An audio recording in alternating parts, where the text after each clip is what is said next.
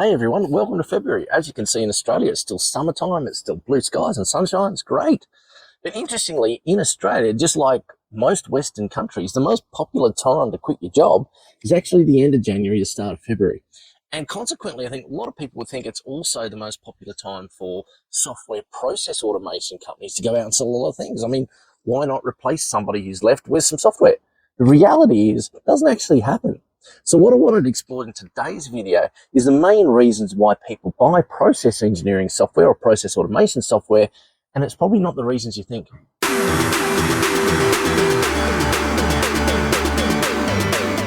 So guys, I've been lucky enough to be working in software and process automation on and off for probably 20 years now, and I must have dealt with hundreds of clients over those times. The reality is only probably 4 or 5 of those 300 or so clients that I've worked with about genuine process automation opportunities have actually come to me and said, Andrew, our main aim is to reduce headcount. So if people are not buying process automation to reduce headcount, why are they willing to spend hundreds of thousands of dollars on it?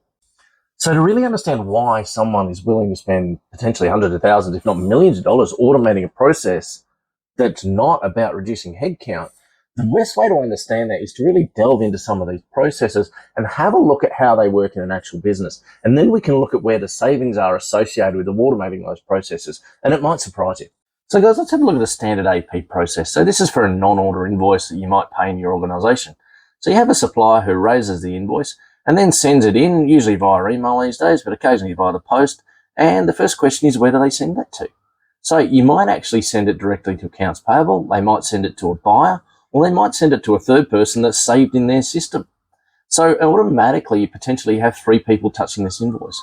The invoice might then end up back at AP, where they say, I've got to send this to an approver. They send it to someone who genuinely has no idea what to do with it, so they send it on to another approver and another approver and another approver. And on average, I think around 7 approvers can touch the ordinary accounts payable non-order invoice, and maybe even over 3 different office locations. So this invoice does a pretty big tour of the organization. Then it ends up back in accounts payable, where they take it and actually put it into their accounting system. So when we look at a process like this, on average, it's taken 21 days to approve this invoice. It costs somewhere between $30 and $50 to do it, and that's all these approvers touching it.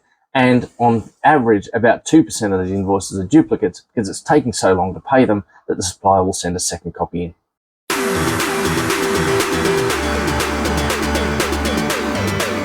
Now, most organizations, when they're looking at process improvement or process automation, will take the savings and split them into 2 broad categories. The first one is called hard dollar savings, and the second one is soft dollar savings.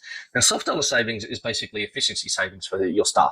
You know, it took someone 2 hours to do a process, now it only takes them half an hour to do that. That's a good saving. We're making them more efficient.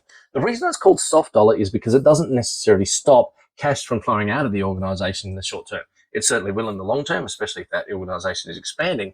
But in the short term, it's not actually going to stop anyone saving any money, because what we're going to do is we're still going to pay that person for their 40 hours a week. We're going to still pay them the same rate. They just have extra time to do maybe something more productive. With hard dollar savings, that's where we're actually stopping cash from leaving the organization. So if you look at duplicate payments that are made to suppliers, if we reduce that, we are reducing cash leaving the organization, and it's called a hard dollar saving. And it's important to look at both, but it's especially important to look at those hard dollar savings when you're looking at process improvements, because they're the ones that you can really use to justify spending money.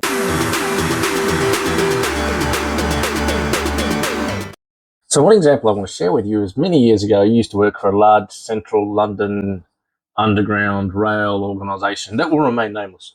But they had a process for buying things that required almost everything to have a purchase order, basically everything needed a purchase order. And the problem was their purchase orders used to take around 12 weeks to raise. So we were getting towards the end of the year, and we actually had a supplier ring up and say, look, we've had an order that's been cancelled from another company. Would you like to buy a bunch of our stock? We'll sell it to you at a fairly major discount to get it off our books before the end of the year. And the organisation had to turn around and say, no, I'm sorry, we're not going to be able to get you a purchase order before the end of the year because it takes 12 weeks to raise those purchase orders. So that was a situation where a process that actually took a long time, even though it wasn't super inefficient, was costing the organisation money. So whenever we're putting a proposal forward to a C-suite person saying, hey, we want to come in and do some process automation, what I've found over my time is that soft dollar savings are important and efficiency is important. No one discounts that. You know, it's certainly there. But what's actually going to get someone to sign an order and buy a bit of software is those hard dollar savings. So those times that we're actually stopping money from going out the door and we're actually affecting the bottom line of the company. Because those soft dollar savings are great, but soft dollar savings don't always lead to actual savings, whereas the hard dollar savings do.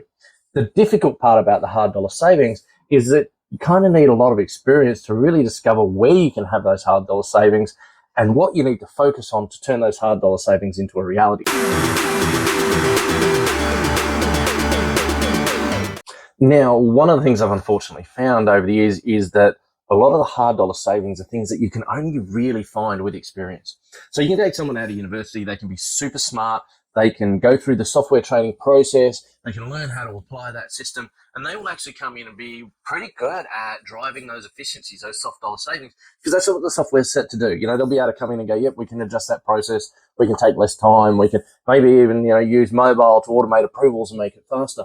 But what they won't know is those nuances that people have developed over 20, 30, 40 years to get around the system issues that we have. So, they get around the duplicate invoice rule by putting an A on the end of the invoice. They get around the purchase order mandatory rule by waiting till the invoice comes in and then raising the purchase order for the same amount. Now, a lot of these little nuances, although they don't cost you a lot in the small term, when you look at them in the long run, they're actually costing you money. And it might only be 1 or 2%, but you think 1 or 2% over your whole invoice run is a significant amount of money. Unfortunately, it does take experience to really be able to focus on where those little 1 and 2% are so you can drive those hard dollar savings. So look, as I've covered in most of this video, C-suite are going to be far more interested in hard dollar savings and soft dollar efficiency savings. They're going to want that money to stop going out the door because that impacts the bottom line, impacts the profitability of the business, and good things happen when you're far more profitable. But I suppose there's another thing that happens, and it's just unfortunately one of those things about business reality. When a company decides they're going to make people redundant, they usually do it really quickly. It's not something that sits in the makings for 12 months and then we spend 6 months deciding what we're going to do and we finally make people redundant. Usually when they make people redundant, they announce it and they want to get their people kind of out of the organization as quickly as possible. Now, that also creates another problem. Because they want to do that quickly, they don't have the time to investigate process automation as an option for making people redundant. Those people are suddenly gone and we need to do something straight away. We don't have 6 months to look at all the options, implement some software, train our users, everything like that. So getting back to the start, is this a great time to look at process automation? Yeah, it is. But look, process automation is something you need to look at as a long-term solution, not a short-term stopgap for the fact that someone might have decided at the end of summer that they don't want to do their job anymore. Okay, guys, I'm Andrew Chapman. If you like my content, hit the subscribe button. If you've got any questions or comments, smash them in the comments down below. I'll get back to you as soon as I can.